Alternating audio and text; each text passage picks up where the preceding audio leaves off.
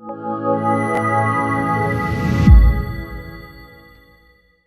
तो ये तो स्वाभाविक सी बात है कि हमारे पार्टी ने, आप ये समझिए कि जहां हमारा संगठन बहुत उस स्तर पर मजबूत नहीं था, बावजूद उसके पार्टी ने 50,000 से ज़्यादा मत लाए। और हम लोग एक अलाइन पार्टनर होने के नाते हमारे नेता ने कमोबेश 10 से ज़्यादा विधानसभाओं में सभा की, और जहां जहां हमारे नेता ने सभा की वहां सभी जगहों पर एनडीए की प्रचंड जीत भी हुई।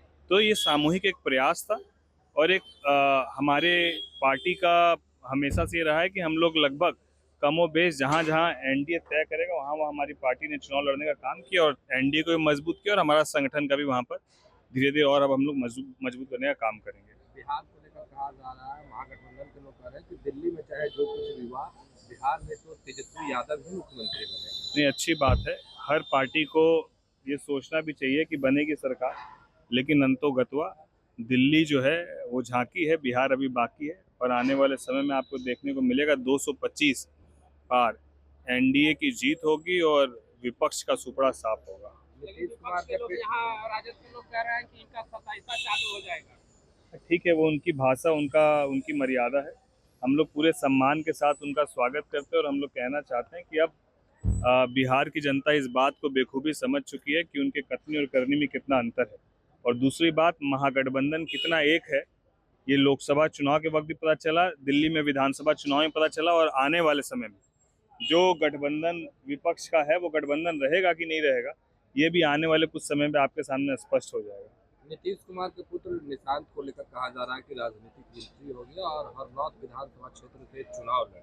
युवाओं का स्वागत है, और कोई यदि युवा सकारात्मक सोच के साथ राजनीति में आते हैं तो बिल्कुल उनको आना चाहिए, उसमें क्या दिक्कत है। बजट पेश हुआ, उसमें कहा जा रहा है, जो विपक्ष के सांसद है उनका कहना है कि बिहार को कुछ नहीं मिला, फिर से मुंगेरी लाल के हसीन सपने। मुझे तो समझ में नहीं आता है कि यही विपक्ष दिल्ली में खड़ा होकर बोलता है कि पूरा बजट बिहार का था, और वही विपक्ष बिहार में आके बोलता है कि बिहार को कुछ नहीं मिला। तो मैं यही बात कहता हूँ, इनके कथनी और करनी में जमीन आसमान का अंतर है। अब बिहार को क्या मिलता है? पिछले बजट में बिहार को लगभग 70,000 करोड़ की योजनाएं मिली। इस बार भी मखाना बोर्ड बिहार को मिला, निफ्टिम बिहार को मिला।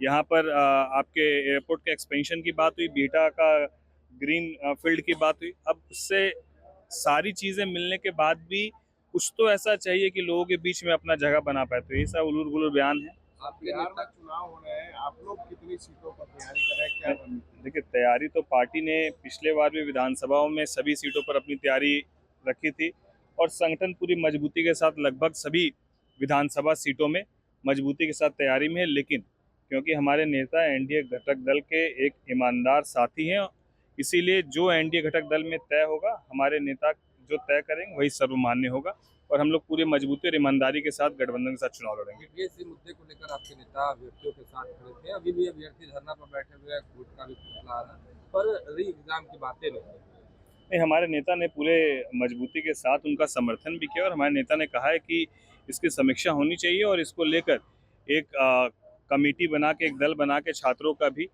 वो मुलाकात करने के लिए उन्होंने उस वक्त भी कहा था। उस पर कुछ बात भी है, उसके बाद आगे क्या हुई हम लोग एक बार उस पर देखते हैं।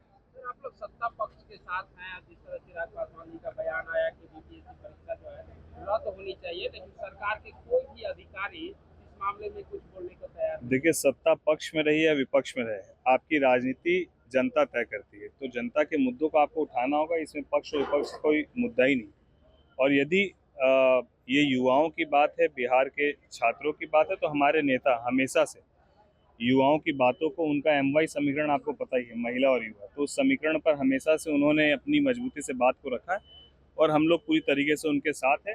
और हम लोग विरोध में नहीं है, हम लोग सरकार को एक सुझाव देने का काम किए, जो हमारे नेता के माध्यम से देने का काम। कांग्रेस के नेता तारिक अनवर है, अपने ही दल पे सवाल खड़े कर दिए और कई तरीके के बात। मैंने आपको कहा तो कि विपक्ष में महागठबंधन साथ है कि नहीं है, ये वो खुद पहले तय कर ले कि कौन साथ है कौन नहीं साथ है। आने वाले समय पे आप देखिएगा, जो विपक्ष के 3-4 घटक दल आपको दिख रहे हैं, एक आध घटक दल तो एनडीए के साथ आ जाएंगे, और बाकी जो घटक दल है उसमें आपसी फुटअव्वल जो है वो आने वाले 2 महीने में शुरू हो जाएगा।